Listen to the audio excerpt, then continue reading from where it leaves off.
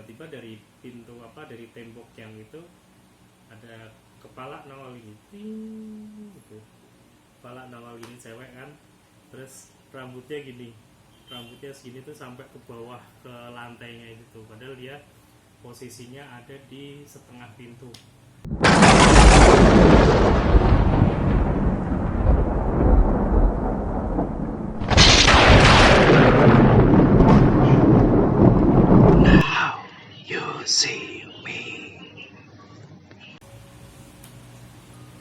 Hey guys, so welcome back to our YouTube channel. Jadi hari ini bakal ngebahas lanjutan part yang kemarin lagi. Tapi sebelum videonya, jangan lupa subscribe, like, comment, and share ke yang lain. Apa sih? Gak tahu apa. Ya, langsung aja. Apa? Lanjut yang kemarin.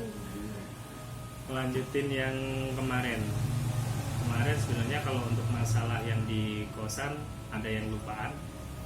Di kosan itu waktu terutama di kamar mandi itu karena posisi kamar mandi itu ada dua pintunya, ada dua kamar mandi di situ.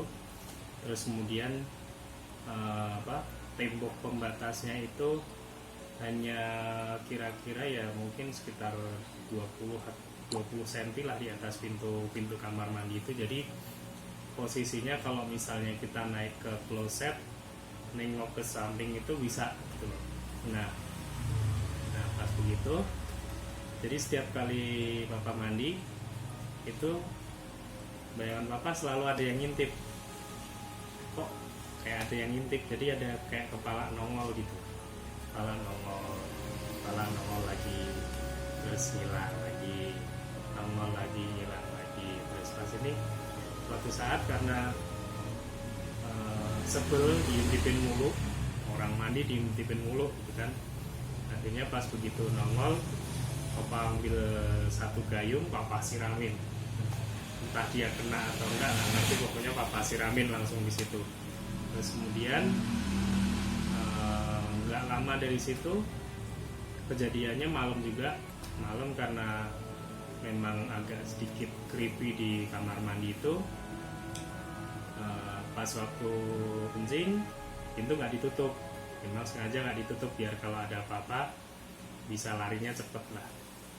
Nah ternyata pas lagi kencing tiba-tiba di pintu itu, karena pintu ngebukanya ke sini, posisi ada di sini, waktu kencing di pojokan di sini gitu kan, dekat bak mandi gitu. Tiba-tiba dari pintu dari tembok yang itu ada kepala nongol gini, ting, gitu.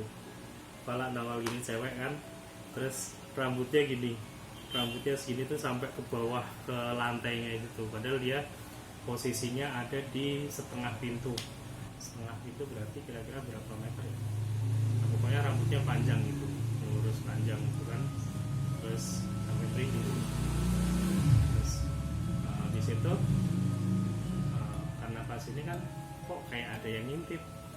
Pas begitu papa lihat, bener, ternyata ada kepalanya doang nongol dengan rambutnya yang panjang. Terus papa ngomong, wah, dianya kabur. Papa kejar, nggak ada, dan hilang. Terus di situ nggak lama setelah kejadian yang kesurupan itu, setiap kali papa tidur itu mungkin ada kali sekitar 3 bulanan. Jadi setiap waktu tidur itu papa ditunjukin semua macam-macam yang namanya makhluk halus. Mukanya kayak apa, bentukannya kayak apa, dan itu yang herannya nggak ada tuh yang ceritanya seperti yang orang-orang lihat, yang mungkin pocong lah, yang mungkin kuntilanak lah atau apalah. Nah terus pas ada suatu waktu ada yang bisikin sebenarnya itu adalah bentuk real semuanya, bukan pada saat mereka wujud si manusia, atau misalnya ada yang meninggal atau ada kecelakaan atau ada yang lain-lain gitu terus akhirnya mereka wujud gitu, enggak, tapi mereka itu adalah wujud realnya. Nah itu itulah yang realnya mereka. Dan ternyata kalau menurut papa sendiri sih lebih serem dibandingin apa yang ada yang mereka wujudin ini, yang ada yang tanduknya 2 lah, ada yang tanduknya di depan, ada yang nggak punya tanduknya cuma 1 patah, ada yang 3 tanduknya, ada yang matanya 1 di tengah putih doang. Itu hampir semuanya diliatin seperti apa bentuk-bentukannya mereka. Nah, nggak tahu tujuannya buat apa, apakah karena ini. Dan habis itu nggak lama setelah ngeliatin itu, pas waktu tidur diliatin, ada juga jadi suara ngomong.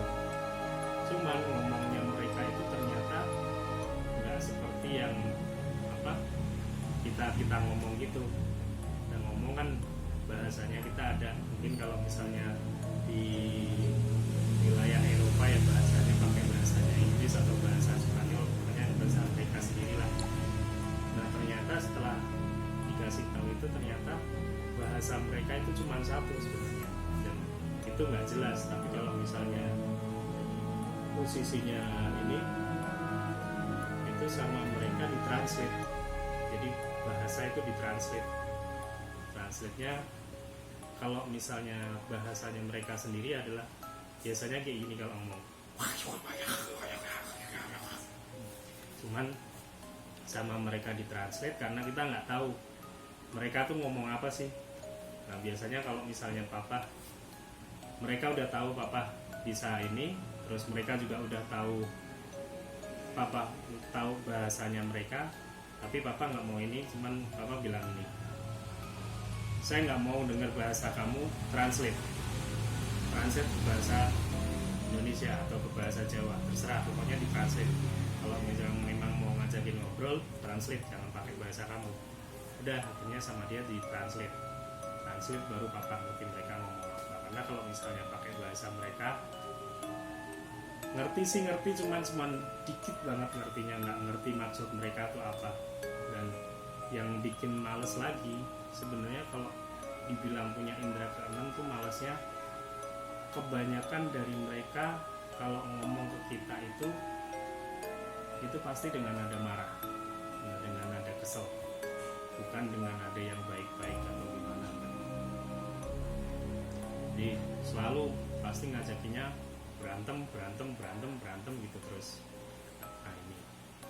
Okay guys, thank you for watching this video. Jangan don't forget to like, comment, share, and subscribe. Nah, tapi buat kalian yang punya video-video apa sih cerita-cerita yang kayak real gitu, bisa komen di bawah, ntar kayak bakal dibacain gitu sama papa. So, thank you for watching guys. Bye.